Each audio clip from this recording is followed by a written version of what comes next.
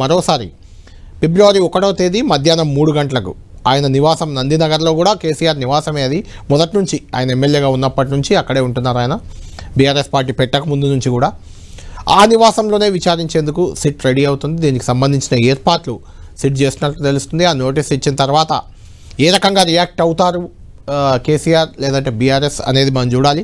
మనతో పాటు చేరవుతున్నారు నిన్ననే మనకు లీగల్ ఎక్స్పర్ట్ ఆయన మోహిత్ రావు, supreme court advocate.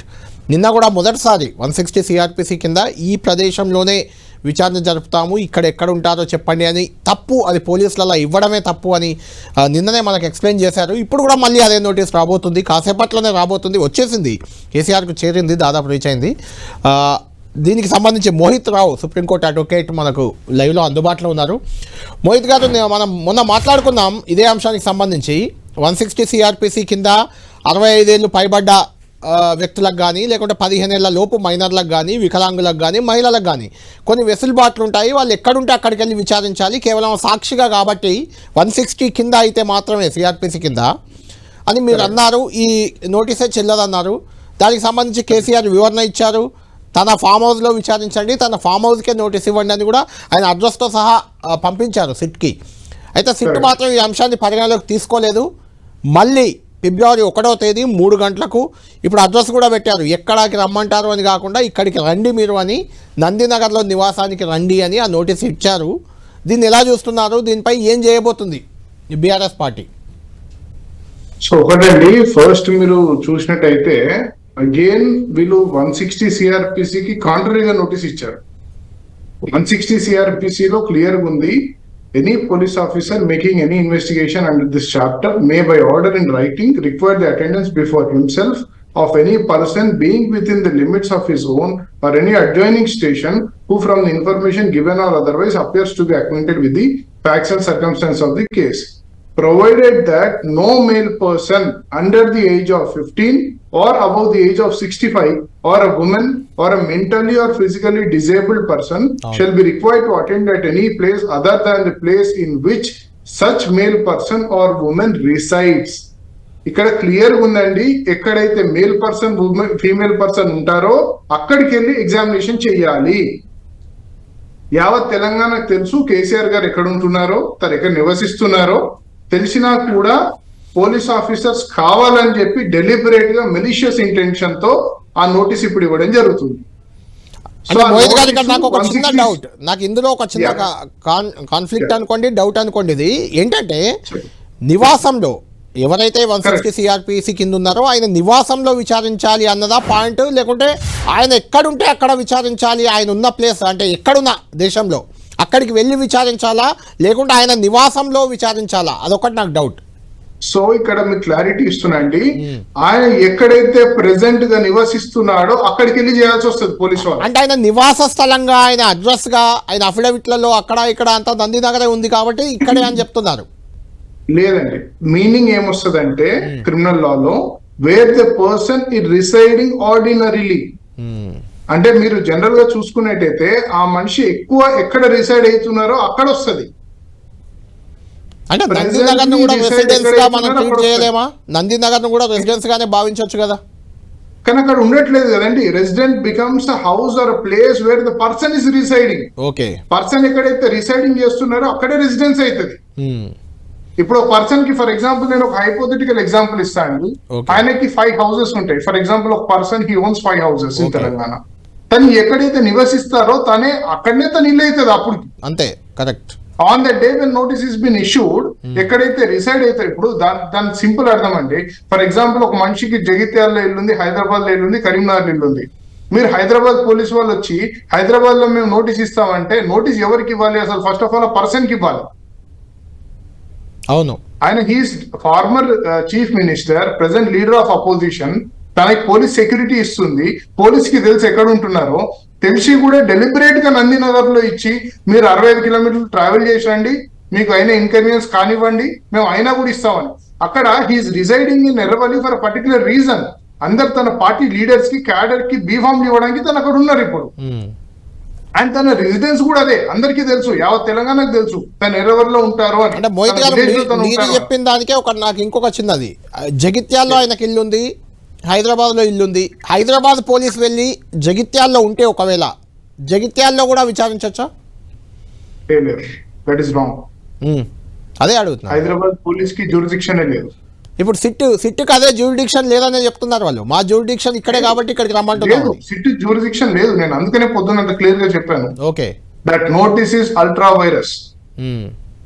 You cannot issue notice to person. అది ఎందుకు పెట్టారంటే మీకు రీజనబుల్ ఎక్స్ప్లెనేషన్ ఇస్తాను, లాజికల్ రీజనింగ్ ఇస్తాను. ఓకే, ఫర్ ఎగ్జాంపుల్ మీరు హైదరాబాద్ లోకి ఎఫ్ఐఆర్ రిజిస్టర్ చేశారు, మీరు తీసుకెళ్లి ఒక ఆదిలాబాద్ పర్సన్ ని హరాస్ చేయాలనుకున్నారు అనుకోండి పోలీస్ వాళ్ళు. పోలీస్ చట్టము సుప్రీంకోర్టు జడ్జిమెంట్లు ఎందుకు వచ్చాయండి? పోలీస్ హరాస్మెంట్ తట్టుకోలేకనే కదా వచ్చాయి.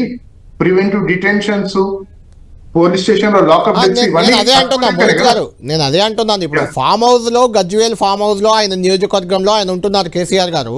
కేసీఆర్ గారికి అక్కడ నోటీస్ ఇచ్చే రైట్ సిట్టుకుందా లేదా? లేదు. నేను అదే అడుగుతున్నాను. సిట్టు కూడా అదే చెప్తుంది, అక్కడ నోటీస్ ఇవ్వలేము, ఆ లీగల్ ఒపీనియన్ తీసుకున్నాము, ఫామ్ హౌస్ లో ఉన్న కేసీఆర్ కు మేము నోటీస్ ఇవ్వలేము కాబట్టి నందినగర్ లో ఇస్తున్నామని చెప్తున్నారు. అంటే you like to on procedure ఒక రకంగా ప్రిస్క్రైబ్ చేస్తే మేము ప్రొసీజర్ పాటించము, మేము సిఆర్పిసి కంటే అతీతం అని చెప్పి మేము ఇక్కడ ప్రాసిక్యూట్ చేస్తాం, ఇక్కడ ఎంక్వైరీ చేస్తాం అని అంటున్నారు వాళ్ళు. అంతే కదండి, సింపుల్. ఇప్పుడు ఇంకోటి, ఫోన్ ట్యాపింగ్ లో ఎవరు బాధ్యులున్నా వాళ్ళు హైదరాబాద్ జ్యూరిడిక్షన్ కి బయట పోయి ఉంటే అక్కడ నివాసం ఉంటున్నా కాబట్టి నేను విచారణకు అతీతుందంటే కుదురుతుందా మరి? కరెక్టే అండి. దెర్ ఇస్ ప్రొవిజన్ 160 దేని కింద మీరు సాక్షి కింద పిలుస్తున్నారు. అవును, సాక్షి కిందే. కరెక్ట్. సాక్షి కింద హైదరాబాద్ లో ఉండట్లేదు, నేను రాను అంటే ఎలా మరి?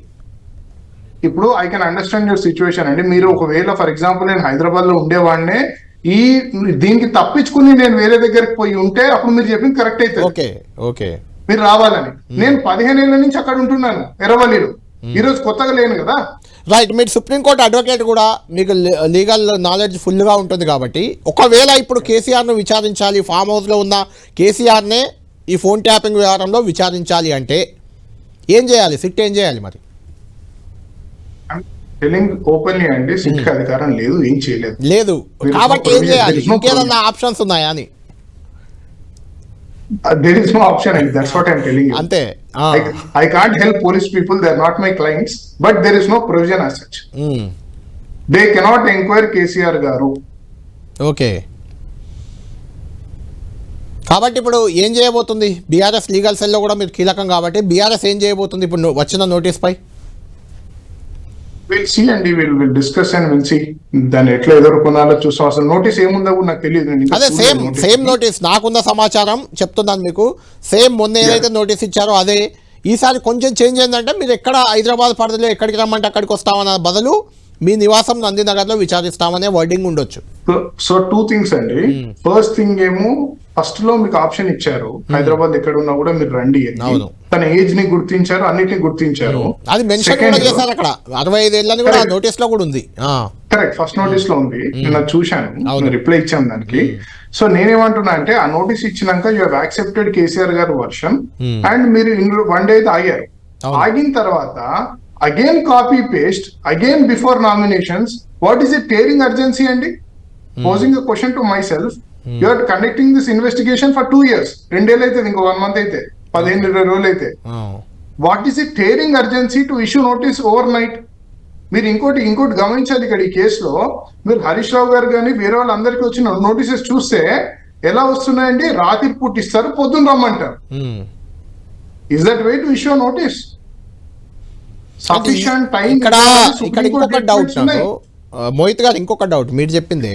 హరీష్ రావు గారు కూడా ఆయన నివాసం వాస్తవానికి ఆయన సిద్దిపేట ఎమ్మెల్యే, మనందరికీ తెలుసు. ఆయన హైదరాబాద్ కంటే ఎక్కువ సిద్దిపేటలోనే ఉంటారు. మరి అక్కడ నోటీస్ ఏమి ఇవ్వలేదు, అక్కడికి రమ్మని హరీష్ రావు గారు అడగలేదు, మరి కేసీఆర్ గారు ఎందుకు అడుగుతున్నారు అనే ఒక క్వశ్చన్ జనంలో వస్తుంది కదా. ఒకటండి, I tell you the difference. Harish Rao గారు సిద్దిపేట నుంచి ఎమ్మెల్యే, ఓకే, అవును, కానీ వారు హైదరాబాద్ లో నివసిస్తున్నారు. సిద్దిపేటలో కూడా ఆయనకి ఇల్లు ఉంది, అక్కడ కూడా ఆయన ఎక్కువ నివసిస్తుంటారు. లేదండి, regularly he is ordinarily residing in Hyderabad. Okay, తను కోకాపేటలో ఉంటున్నారు. అవును, that is his ordinary residence. తన ఫ్యామిలీ అక్కడనే ఉంటుంది. Yeah, of course.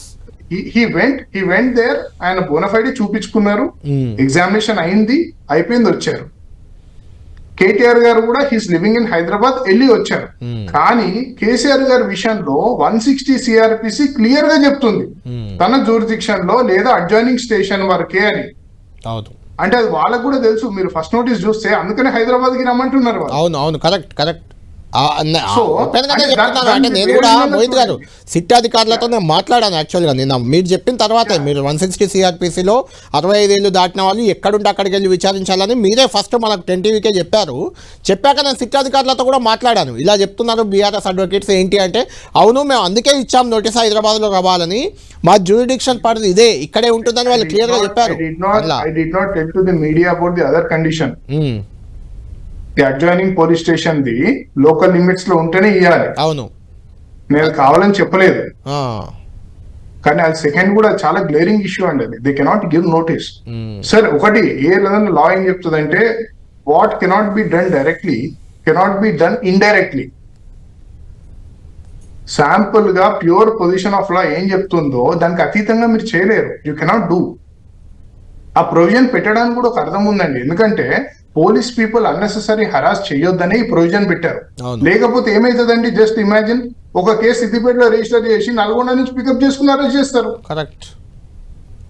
ఆ ప్రొవిజన్ ఎందుకు పెట్టారు? ఎగ్జామిన్ ఎవరు పడితే వాళ్ళని. ఇప్పుడు ఒకటండి, ఒక కామన్ మ్యాన్ ఆలోచన చేయండి. పోలీస్ పిలిచి పొద్దు నుంచి రాత్రి వరకు పోలీస్ స్టేషన్ లో కూర్చోబెడితే అది హరాస్మెంట్ కాదా అండి? If the case is acquitted, రేపు పొద్దున్న నాకు నేను ఇన్ని రోజులు లోపల కూర్చున్నాను, ఎగ్జామిన్ చేసింది, నా మెంటల్ ట్రామా ఇవన్నీ మీరు ఇస్తారా? How can you compensate that? అందుకనే నోటీస్ లో మీకు ఏముందో చెప్పాలి. How are you acquainted with the facts at least disclose చేయాలి. సరే అందరికి చేయకపోయినా కూడా ఒక ఫార్మర్ సీఎం ఉన్న స్టేచర్ ఉన్న మనిషికి మీరు అసలు ఎలా ఫ్యాక్ట్స్ తో మీకు ఎట్లా కోరిలేషన్ ఉంది, మీకు అసలు ఎలా తెలిసా ఈ ఫ్యాక్ట్స్, దీంట్లో ఏముంది, we want question and some information has to be given in the notice. మీరు గతంలో చూసుకున్నట్టయితే బిఎల్ సంతోష్ గారు ఇట్లాంటి నోటీస్ ని ఛాలెంజ్ చేశారు హైకోర్టులో. అవును చేశారు. హైకోర్టు అనేది ఇన్ఫర్మేషన్ ఇవ్వాలి మీరు అని. ఇప్పుడు ఏంటి మోహిత్ గారు, ఇప్పుడు ఏంటి నోటీస్ ఇప్పుడు వచ్చింది, దీనికి కేసీఆర్ గారి ముందున్న ఆప్షన్స్ ఏంటి? అంటే మీరు ఏం చేస్తారని అడగట్లేదు నేను, ఆప్షన్స్ ఏమున్నాయి దీనికి? ఒకటండి, లీగల్ పరంగా the police officers cannot examine KCR గారు. ఓకే. దాని తర్వాత వాళ్ళు నెక్స్ట్ వాళ్ళు ఏం చేస్తారో చూడాలి. But as per law they cannot examine. అదే అంటున్నాను, కేసీఆర్ గారికి ఉన్న రైట్స్ ప్రకారం లీగల్ గా ఏం ఆప్షన్స్ ఉన్నాయి కేసీఆర్ ముందు? ఈ నోటీస్ కి ఏం సమాధానం ఇవ్వచ్చు? ఒకటండి, ఫస్ట్ కళ్యాణ్ గారు, ఫస్ట్ మనకు నోటీస్ ఇంకా రాలేదు. ఒకటి నోటీస్ వచ్చాక కేసీఆర్ గారు చూడాలి and he'll ask opinion. Then మేము ఒపీనియన్ చూస్తాము. అసలు నోటీస్ కూడా చూడాలి, ఎందుకంటే కొత్త క్లాస్ పెట్టొచ్చు కదా. మనం చూడండి, మనం we should not speak as a legal council advocate గా. నేను మాట్లాడలేను. సో అది రానివ్వండి, లెట్ us వెయిట్. అది ఏమొస్తుందో చూసి దానికి ఎట్లాంటి స్టెప్స్ తీసుకోవాలో చూసి then we will. Right. Thank you Mohit గారు, థ్యాంక్ యూ వెరీ మచ్.